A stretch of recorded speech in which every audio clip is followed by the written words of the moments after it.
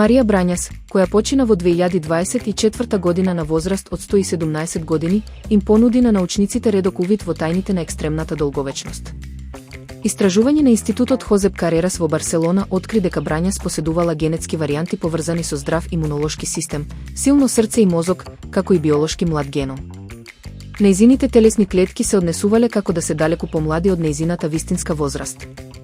Наодите, објавени во списанието Cell Reports Medicine, покажуваат дека таа имала ниски нивоа на воспаление, лош холестерол и триглицериди, а високи нивоа на добар холестерол.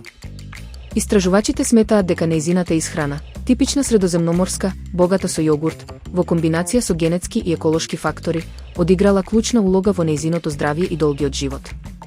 Иако истражувањето се базира само на еден пример, научниците веруваат дека проучувањето на суперстогодишници може да открие биомаркери за здраво старење и потенцијални стратегии за зголемување на животниот век. Тие нагласуваат потреба од поголеми студии, бидејќи само еден од 10 луѓе што ќе наполни 100 години, успева да го прослави и 110-тиот роден ден.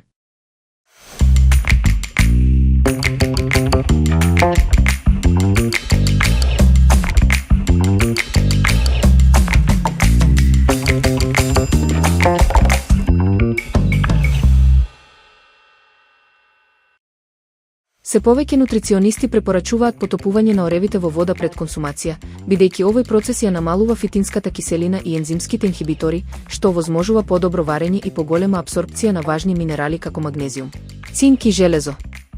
Потопените ореви помагаат и да се чувствувате сити подолго време, што може да придонесе за полесна контрола на телесната тежина. Оревите, особено кога се потопени, се одличен извор на здрави масти, влакна и омега-3 масни киселини, кои го поддржуваат здравјето на срцето, го стабилизираат шеќерот во крвта и го намалуваат лошиот холестерол. Благодарение на антиоксидансите, витамините од групата Б и витамин Е, потопените ореви ја подобруваат концентрацијата, ја штитат мозочната функција и го забавуваат старењето. Дополнително, минералите како магнезиум, фосфор и калциум го зајакнуваат коскениот систем, додека нивните антиинфламаторни својства можат да помогнат кај артритис и болки во зглобовите. За подготовка, доволно е да ги оставите оревите во вода 4 до 6 часа или преку ноќ, а потоа да ги исплакнете и консумирате свежи.